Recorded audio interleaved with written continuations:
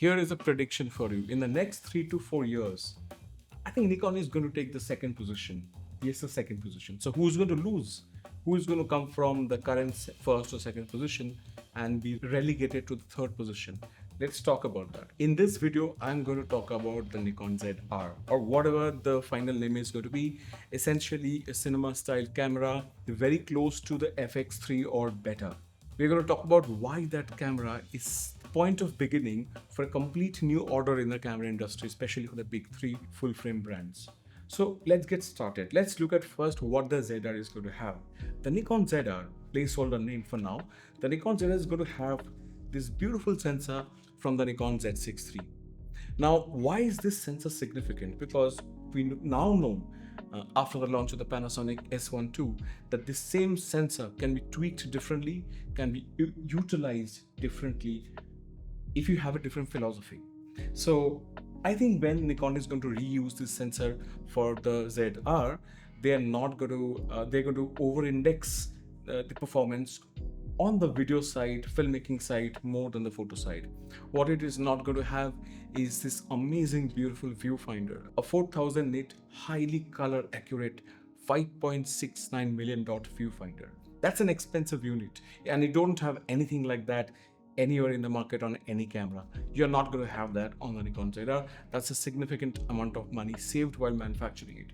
You're not going to have the fantastic Nikon's really, really reliable high-end shutter, mechanical shutter, which always in all Nikon cameras except the APS-C bodies goes up to 1/8000th of a second. So Nikon is going to save money there. It's not going to be such a big body. It's going to be a more smaller body based on the Z30. I think it's going to be a less expensive body for Nikon to make, which means Nikon is going to save all this money in all these areas. Where I expect Nikon to put the value back into the camera, therefore, is in the the noise processing, signal processing units, which means I expect the ZR to perform much better compared to Z6 III when it comes to shadow performance, noise performance, color accuracy, and possibly even it is going to mark the advent of the Nikon NLog 2. It is very highly likely that you're going to see the Nikon NLog 2 first with the Nikon ZR, and then within a few weeks maybe you are going to see that NLog 2 being pushed to all Nikon cameras as a firmware update. So just a change in log, if it's done well, can give you between half a stop to one stops of higher dynamic range. And that's the power of, let's say, a better and improved log profile. Combine that with whatever I said about, a better hardware, managing the shadow details and overall details and color profile of this camera. I expect the Nikon ZR to be a significant upgrade on the Z6 III purely in terms of video image quality. Now, on the other hand, I have used the Z5 II and I've seen how the Z5 II is actually, I felt as if the IBIS is actually slightly more refined than the Z6 III. That was a bit of a surprise to me. Although it's a more affordable camera, the IBIS felt as if it's more refined, which is why I think we're going to see a bit more in the way of better IBIS performance.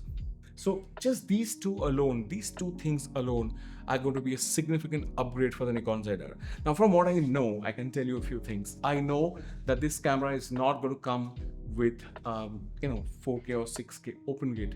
It's going to do a few things better than the FX3, significantly better, but it's going to be far more affordable. It may even be more affordable than the Z6 III. So when Nikon does that, gives you a body within the price of the Z6 III or, for example, the Sony A7 IV, these are hybrid cameras, very capable, but these are not, let's say, professional grade, video centric, filmmaking centric cameras. And typically those bodies have always been more expensive.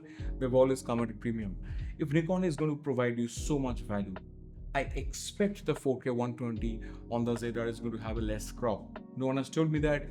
I'm just connecting the dots, and I think Nikon is going to provide you a better performance on that front. Probably it's going to be 1.1x or 1.15x crop. Maybe there's going to be no crop at all. We have to wait and see. But I see a better performance there as well. So therefore, I think all these things make for a kind of a camera that's extremely solid, and that is going to disrupt the market without any shadow of doubt.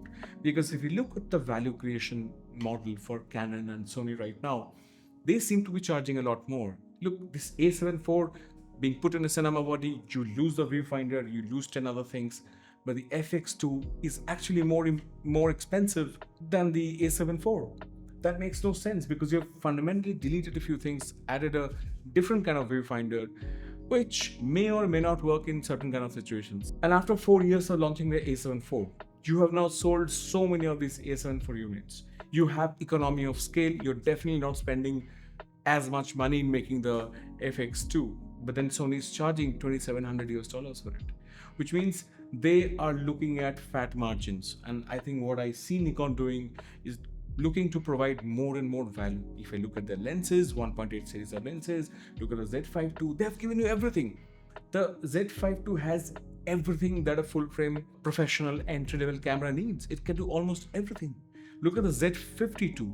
The Z52 again can do fantastic wildlife. So across the portfolio, you see offerings that seem to be designed to offer you more and more value within a very, very reasonable price point. So in terms of technology, innovation, build quality, design, look, the Nikon products are fantastic, that they're hitting it out of the park right now. So I genuinely think the journey that Nikon has been on for the last, let's say, 3.5 years, after the launch of the Z9 and then the Z8, then the Z6 III, then now the Z5 II, beyond a point, you're not going to be able to ignore it. Beyond a point, it's going to make less and less sense to not buy into a system like Nikon. I think Panasonic and Nikon are doing fantastic things, and it's just about time that people wake up to it and start shifting, migrating to Nikon. All the bad press, all the bad marketing around Nikon, you're just going to, you're not going to sustain that just by slander. If everything else points to a different direction, points to a different truth, I think people are going to see that very soon.